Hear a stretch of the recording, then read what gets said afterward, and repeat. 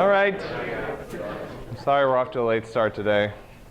The downsides of having a really lightweight laptop is you don't notice when it's not in your bag. So this is not my laptop. And it's a minor miracle that the slides are working out here. So sorry for keeping you guys waiting. All right, so today we're going to talk about Paravirtualization, which is a different approach to virtualization than we talked about last Friday, when we talked about full hardware virtualization. And Paravirtualization is pretty neat. And the contrast between the two approaches is pretty cool.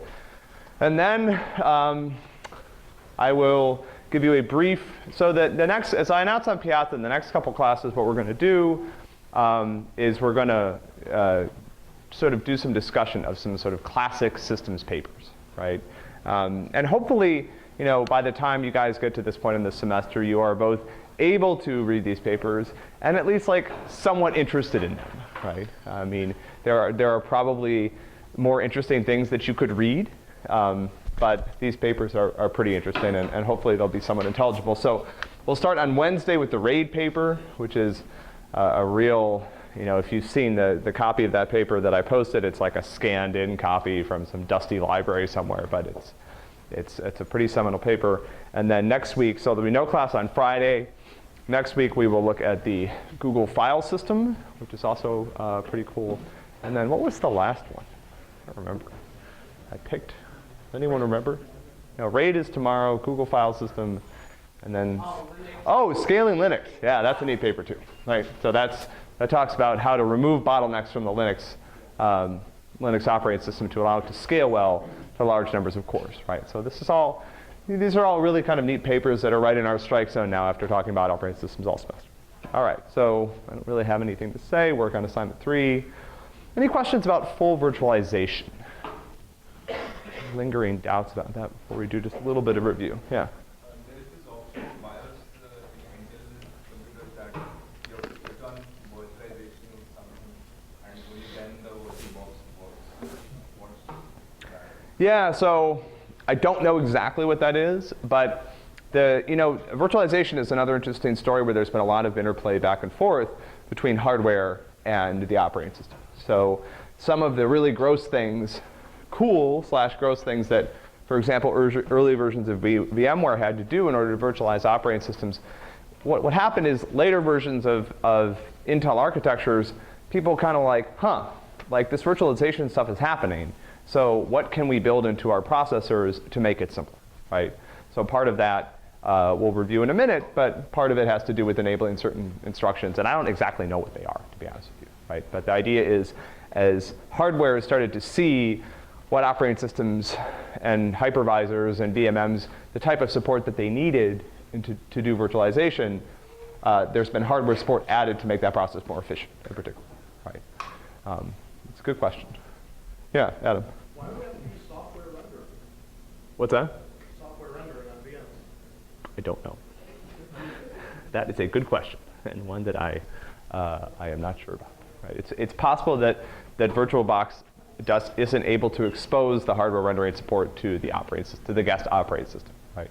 And actually, that's a nice, well, it's not a segue because we do a little bit of review, right? So remember, so we've been talking all semester about running operating systems on bare metal, but we can also run them inside of the special piece of software called a virtual machine monitor.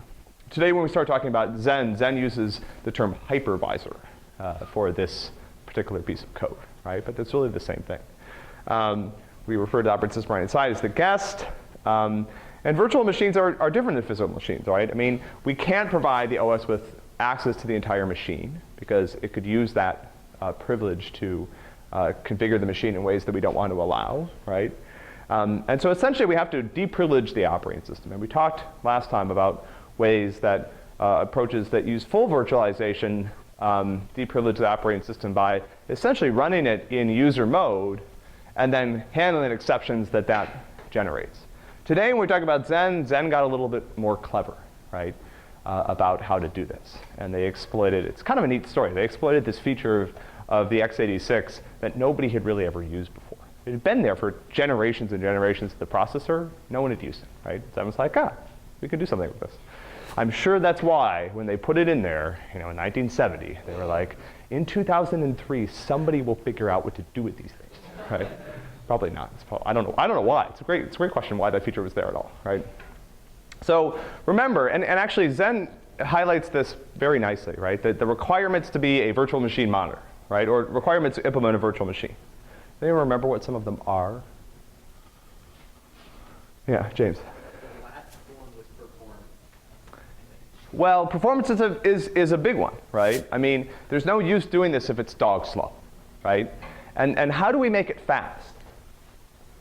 What was the trick that we used to make it fast? Yeah. By making it interact with hardware and not simulate. Right, we want to run as much as possible on the bare metal, right? Most of, when you guys run VirtualBox, most of what's happening is happening using the physical resources of your machine, right? And to some degree, anything we have to do other than that, anything that has to trap and get into the VMM and move stuff around is overhead, right? What we want to do is allow as much as possible to run directly on physical hardware, right? So performance is an issue. What are the other two? There are two other requirements. In order to create a virtual machine, it has to be fast. What else does it have to be? Yeah. Has to run alongside other applications or other. Okay, so in order to do that, what property do I need the virtual machine to have? Yeah. Yeah, we're getting closer. It's a word people sometimes use with reliability, yeah. What's that? Yeah, okay, so fidelity is one, right? So fidelity is really the first one, right? It has to actually reproduce the virtual machine, right? It's not a virtual machine if it doesn't behave the same way the physical machine does. In full virtualization, we really rely on this because the operating system has not been modified in any way to allow it to run inside the virtual machine. You're running a complete unmodified operating system, right? Performance, we already talked about. Safety. I need to be able to keep the operating system in the guest operating system from piercing the virtual machine and having access to parts of the physical machine that it should not have access to, right? So that's the other important requirement, right?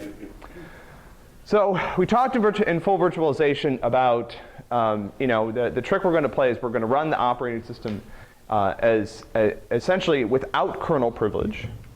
And then what are we going to do? What does the VMM need to do at this point in order to virtualize the machine? What do we hope? What's the good case, right? What do we hope happens? So I'm going to run the operating system in basically at user level, right? And then what happens? Yeah. Yeah. So when the goal, the hope, right, is that when the guest operating system tries to execute a privileged instruction, which it thinks it should be able to do because it's the operating system, that trap will be handled by the virtual machine monitor, right? And the trap is caused by the fact that it's not running at kernel privilege level. So it can execute that instruction. If the instruction causes a trap that we can handle, right, then we can use this trap and emulate approach, right? And those instructions were called classically virtualizable, right? And this is nice if this is the case, right? And when we start talking about Zen, we'll remind ourselves why x86 made this a little bit grosser, right? Any other questions about this? Right, so full virtualization, the idea was I can take the binary of your operating system from a bare metal machine and move it into the VMM, and it runs fine, right? Cool. All right, so I just want to point out that a lot of today's content is drawn from this paper, right? This is a really important paper. These guys introduced this concept of paravirtualization, which we're going to talk about today. This is not that long ago, right? 2003. So you guys were alive. However, what's interesting is that this was presented at the 19th biannual symposium on operating systems principles, right? 19th biannual. It's only held every other year, which means it started in 1967, right? So this sort of crazy group of people has been meeting every other year since 1967 to discuss sort of cool new operating system designs, right? So this is a very old community. For some reason, the first meeting was held in Gatlinburg, Tennessee. No idea why, right? I don't know what's in Gatlinburg. There was a battle there or something. No, actually, that's a really random place. Well, actually, that's not that weird because SOSP typically tries to choose a location that's a little bit out there, right? They want to get the community to sort of come out and interact with each other, so it's usually not held in the big city. All right, so let's go back to remind ourselves the problems with full virtualization, right? So one problem was that the x86 instruction set was not entirely classically virtualizable. There were instructions that executed differently depending on whether you ran them in user mode or in kernel mode. And so we couldn't rely on those instructions generating a trap, which meant that these approaches like VMware had to do all this GUI binary rewriting. Right? I have to figure out what code's about to execute, scan that code, figure out if it contains any of these problematic instructions, and then rewrite them into safe series of instructions. Right? And yes, I play all sorts of games. I have a cache of previous translations. I don't do them every time, blah, blah, blah, blah. But this is still kind of terrible. Right? We didn't talk about one of the more difficult, and we'll talk about this a little bit today. I may have to actually ditch my rapidly prepared slides because there's no picture and actually draw like on a board or something, because this gets, the hardware, dealing with the hardware managed TLB gets terrible, right? And it's cool how it's done, but it's not really what you would want to design, right? At this point, you're really designing around A, the hardware managed nature of the x86 architecture's TLB, and the fact that we're sort of tying a hand behind our back here. We're saying we're not going to modify any of the software that runs inside the virtual machine, right? And that makes this difficult. Finally, the Zen authors make some interesting cases that there are certain times when access to real hardware, sort of controlled, safe access to real hardware, is actually kind of important for guest operating systems, right? One, for example, is timing. So, if I'm going to virtualize a machine, I have to virtualize all the hardware counters. But in some cases, I actually want to provide the guest operating system access to real hardware counters, right, that reflect something about the state of the entire machine. Think about it for implementing things like networking protocols, right? When some of the timeouts that are built into these protocols, they don't care how much time has elapsed in your fake virtual machine, right? They're based on how much time has elapsed in the real world, right? So giving the operating system this fake virtual counter that only runs when it's executing, it's like a nice idea, but it's going to break some of these protocols that actually rely on real timing numbers, right? So how do we solve these problems, right? So again, full virtualization, we've decided we are going to try to run unmodified operating systems. So what do you guys think Zen proposed? What is paravirtualization? What constraint can we relax here? Yeah. Well, but full virtualization has already done this, right? So what is paravirtualization going to propose? Right? You guys see this coming, Doug? Modify the operating system, right? If I can just make a few changes to the operating system, small ones, right? Then I can improve the virtualizability of the operating system and improve performance in a lot of cases, right? So that's the constraint that paravirtualization relaxes, right? Paravirtualization cannot run unmodified operating system. And so essentially another way of thinking about this is I'm going to provide a virtual machine that is similar but not identical to real hardware, right? I've just stepped away from this thing. I have to make it look exactly like real hardware. No, I'm going to produce a machine that looks a lot like real hardware, but isn't quite the same. One thing that's really important is that we are only going to modify the operating system that runs inside the guest, that runs as the guest, right? So this paravirtualization requires changes to the guest operating system. It does not require, and this is very important, changes to what they refer to as the application binary interface, right? Meaning I can take, so before on a fully virtualized system, I could take my compiled operating system for some platform and move it into the virtual machine, no changes, right? Now I'm going to say, okay, I've got to make some changes to the operating system to support virtualization, but I still want to move unmodified user binaries into the guest OS, and they should run without any changes. Why is this easier why is it easier to run unmodified user programs than the kernel? What problems has the kernel been creating for us when we've been trying to virtualize the system? What do user programs not do? Yeah. They don't execute privileged instructions. Yeah.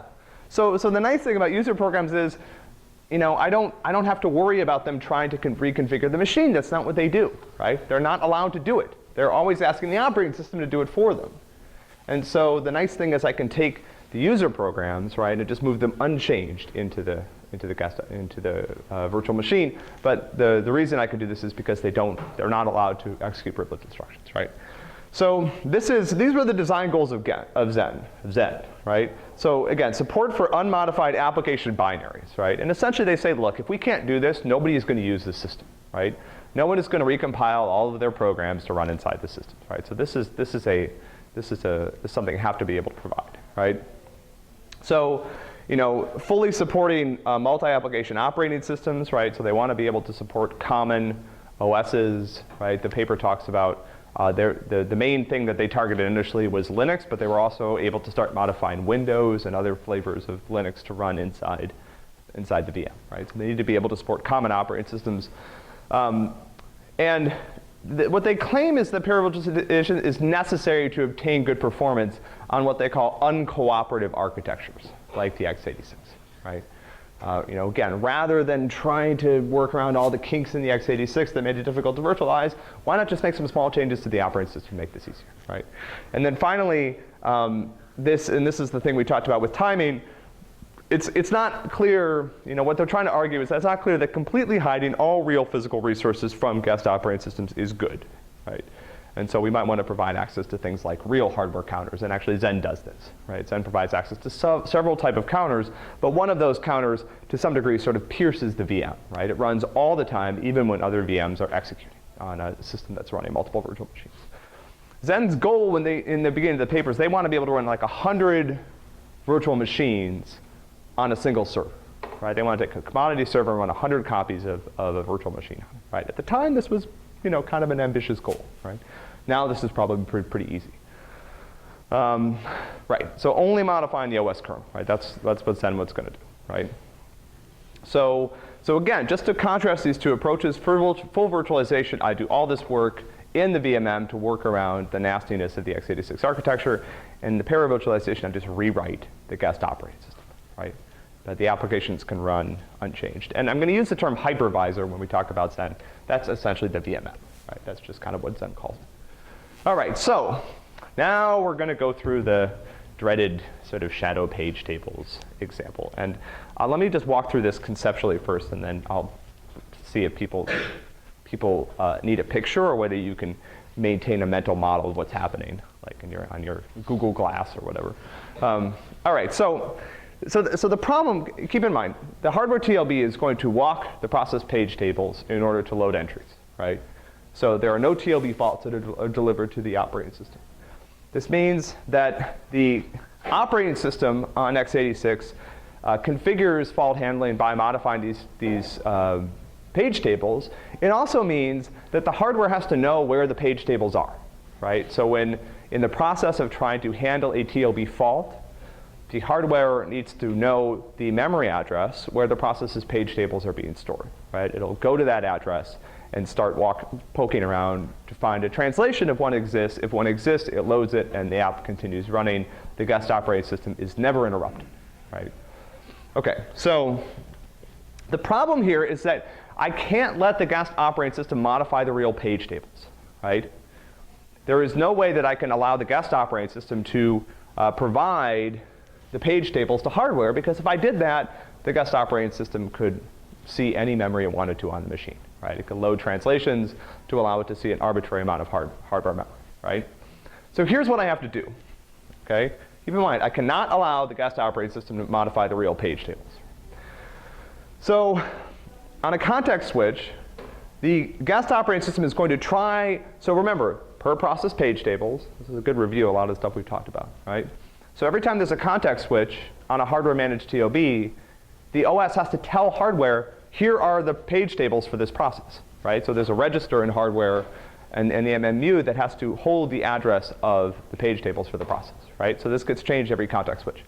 So on a context switch, the guest OS is going to try to tell hardware where the page tables are, right? Where its page tables. Now the guest operating system is maintaining its own page tables in memory, right? But remember, I cannot allow hardware to use those page tables, right? Because those page tables could contain mappings to memory that is not part of the virtual machine, right? So every time there's a context switch, the guest OS tries to tell hardware the location of the process page tables. I think this is what happens. Hopefully, this traps, right? This generates an exception because the operating system is not allowed. Now this is on a full virtualized system, right? So the kernel is running without privilege. It's tried to do something that requires privilege, which is adjust the page tables. Clearly I can't let applications adjust the page table register, right? Because then they could set up their own page tables in their own memory and tell hardware, hey, use these and see everything, right? So clearly apps cannot do this, right? So this will generate an exception. This exception gets vectored into the VMM. The VMM runs, and what it does is it takes the page table, the location of the page table that the guest operating system has asked, and it replaces it with a per process shadow page table, okay? So the VMM has its own page tables it's maintaining on a per process basis, right? It has to, because the ones that the guest operating system is trying to use are not safe, okay? So it says point to memory address A where the process page tables are. I say point to B where my shadow page tables are, right? Okay, so now as the process runs again, let's say it generates a page fault, right? So I'm going to trap, and what the VMM is going to do is it's going to try. So the first thing I do is I look in the shadow. Okay, sorry. Remember, if this generates a page fault, what does that mean? It means that the address wasn't in the shadow page table, right? So what do I need to do? I need to ask the guest OS to handle this, right?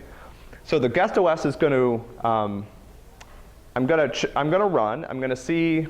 Actually, I don't check the real page table because clearly the real page table doesn't tell me what to do. I need to let this be handled by the guest operating system. So I pass control to the guest operating system. Now the guest operating system starts modifying what it thinks are the page tables, right? But are those the real page tables? No, they're just page tables that the guest thinks are the real page tables, right? So the guest will modify those page tables, right? And now, if I was running on bare metal, I would be done, because when the app started to run again, that trap would be handled by hardware. But what happens when the app starts to run again? What will happen? It traps again, because that address is still not in the shadow page table, which is actually being used by hardware. So now the VMM has to actually go into the real page tables that are being maintained by the process, look up the translation, check that the translation is valid, mainly that it's within the memory that the virtual machine is allowed to use. And if it is, it moves the translation into the shadow page table and restarts the instruction, right?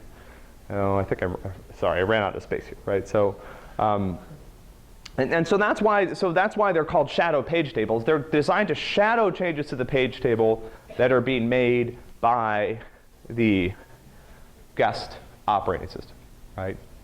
Now, you might notice that there's sort of an obvious optimization here, right? Which is that when the page fault handler runs in the guest operating system, I can usually assume that it's made some change to the page tables, right? And so maybe I could figure out what that change is and load that change into the shadow page tables, but maybe I can't, right? The VMM might have to walk the whole page table, right? But this also doesn't work if the guest OS creates a bunch of new translations all at once, right? So let's say I make a bunch of modifications to the process's page tables to allow it to use a large amount of new memory.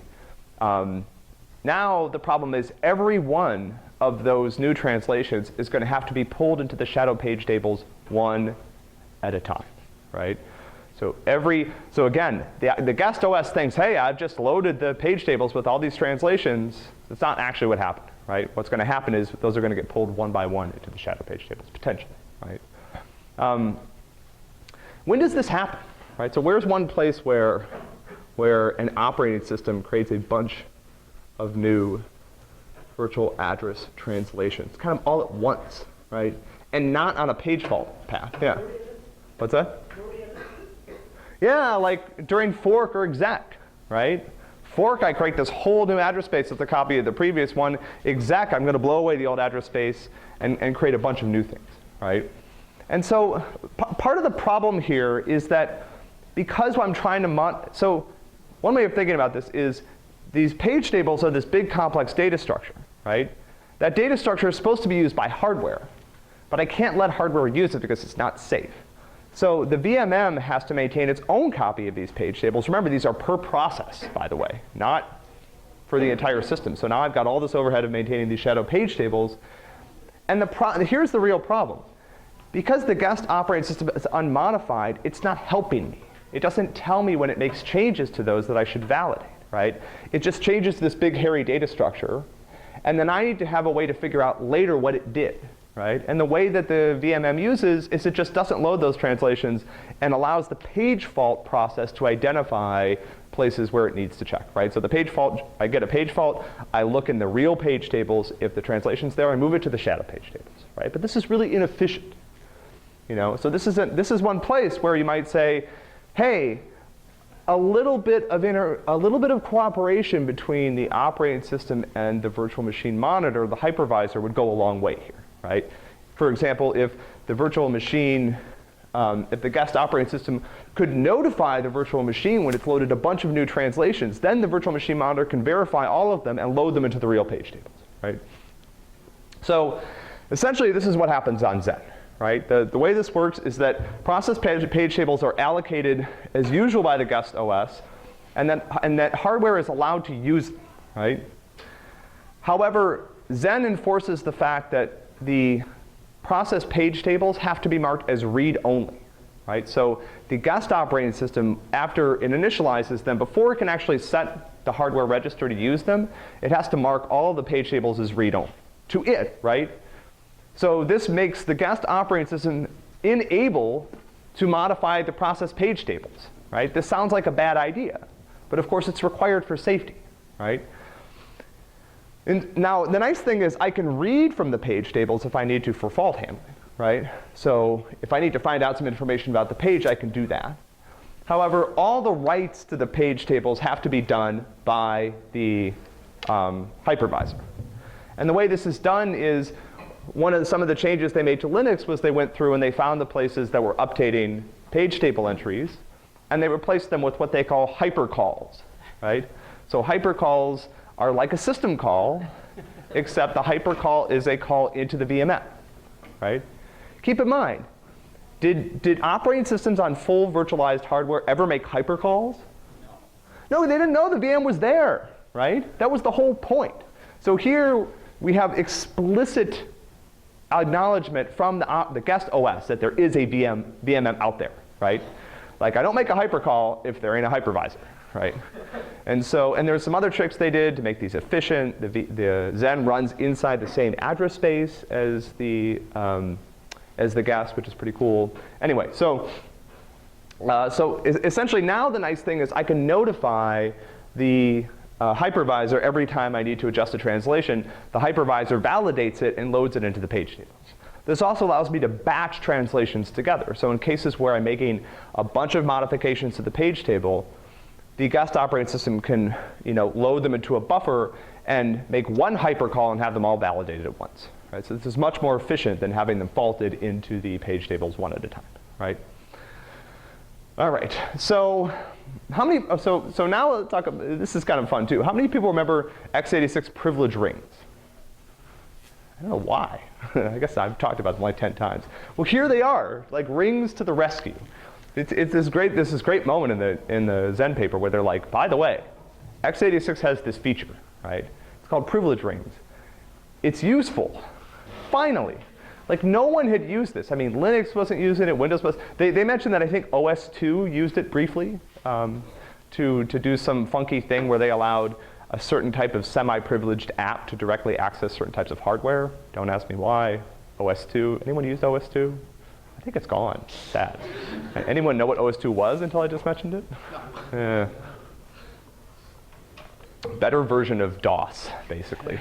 But anyway, so essentially again, I'm modifying the guest OS, and so what Zen does is it allows the hypervisor to run in ring 0, and then the guest OS is modified to run in ring 1, right?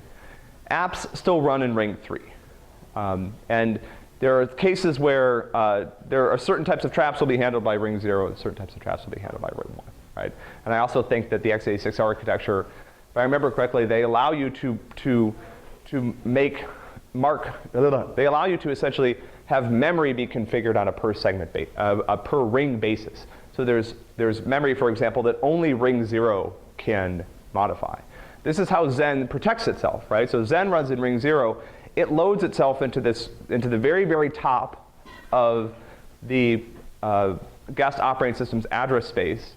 And those pages are not accessible to the guest operating system, which runs in ring 1, right? So any attempt to, so this keeps the hypervisor safe, right? Any attempt to sort of muck with it or overwrite it generates a trap, which would go into ring 0, and the hypervisor would just essentially kill the guest operating system, right? So you're trying to mess with me, I'm going to terminate you, right? And one of the things Zen was very careful to try to do is improve performance for common exceptions, right? So here's another great review question. What are the 2 most common sources of exceptions on existing systems, on operating systems? What's one? TLB fault? Page faults. Yeah, some kind of page fault, so that's one. What's the other? System calls, right? Exceptions, right? So for system calls, and I don't want to get into details of how this works, but it's very cool. They essentially allowed the guest operating system to register what they call a fast system call handler. That means that a system call will go to ring 0. That's where the hypervisor runs. But what the hypervisor allows it to do is the guest operating system can register a system call handler that immediately vectors control into ring 1, right? So there's no need to load the full hypervisor. Essentially, I load into my interrupt table a pointer into memory that's in ring 1, right? So the system calls do not involve this. So I can make system calls without invoking the hypervisor, right? The system calls go straight to the guest operating system. That's very cool, right? That's where they should go, right? Remember, on fully virtualizable systems, they're going to go to the host operating system, into the VMM, and then into the guest operating system. Here, they can go straight to the guest operating system. For page faults, I can't do this, sadly, right? Mainly because apparently, at least at x86 at the time, the faulting address was only accessible in ring 0, right? So what Zen does is the page fault goes into ring 0. It copies the faulting address somewhere where that guest OS can get at it in ring 1, and then it vectors into the ring 1 page fault code, right? And this is just one of these irritating x86 quirks, right, that they had to work around. So, you know, I'm not going to talk about this stuff in detail, but one of the things that Zen also did is they said, hey, we're modifying the operating system, right?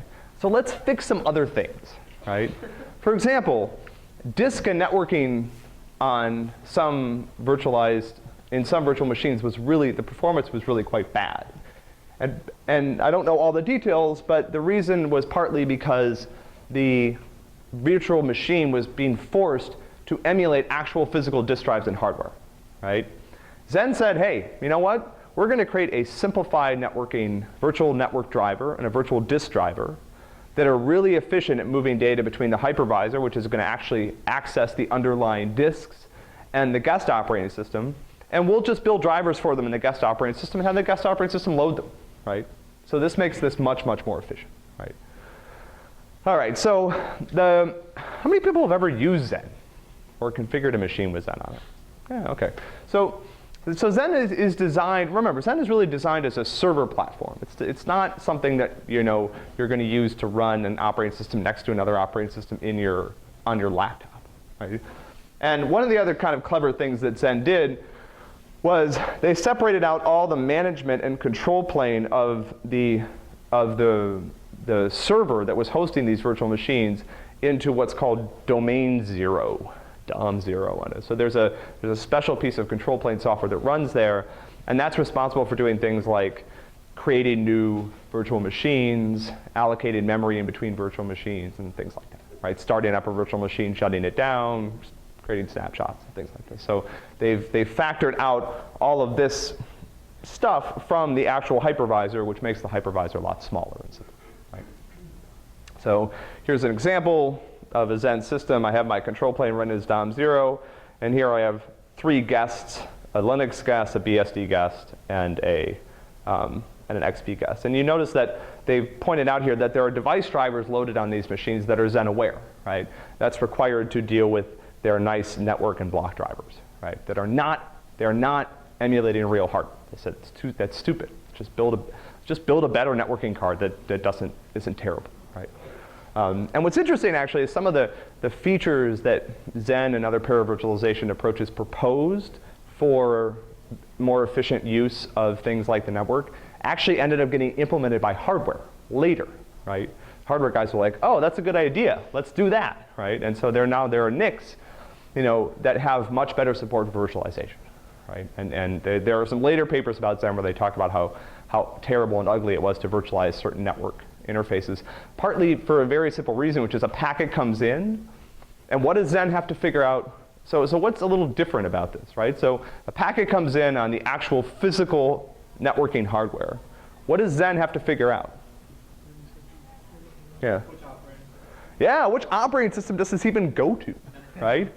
And that's actually not so simple on certain NICs. And they did, I think, remember correctly, they did some ugly hacks to work around that. But then there were networking cards that actually started adding support for this, right? So you could create virtual NICs that would allow traffic separation at the card level. Yeah. Oh, not always. I think that's the problem, right? Because yeah, I don't remember exactly how that worked, but I think he wanted. Well, actually, what it turns out is that you need to shove it in the lowest level, right? So each one of these has to have a different virtual MAC address, right? But those MAC addresses need to be multiplexed by the hardware, right? So one of the coolest parts of the paper is, they built it, and it worked, and it runs fast. So this is interesting. So I thought we'd go through this just for a minute because. These are relative performance comparisons. So this black bar is native Linux, right? So that's sort of like the benchmark that's running on real hardware. Next to native Linux is Xeno Linux.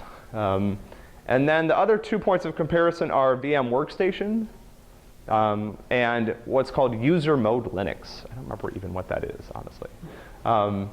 And what's interesting, so this is spec, right? The spec benchmark suite is designed to test a couple of things: CPU performance, memory and cache speed, and compiler performance, right? What you can see here is that the performance of all these systems on spec is pretty similar. Why is that?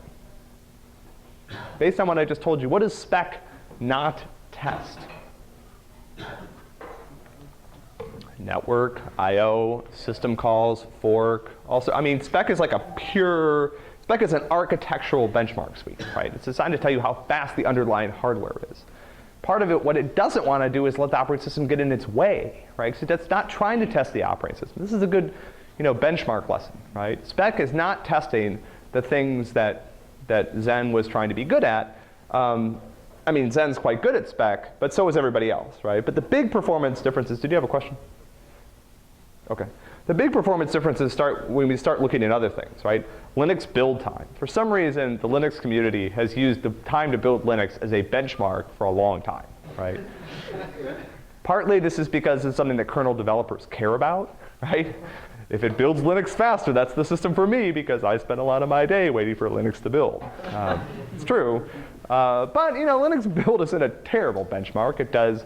You're running the compiler. Usually the compiler runs in multiple threads. There's a lot of I/O involved. You have to read all the files. And so it's a benchmark. It's not terrible, right? It is a little too navel-gazing for some people. But,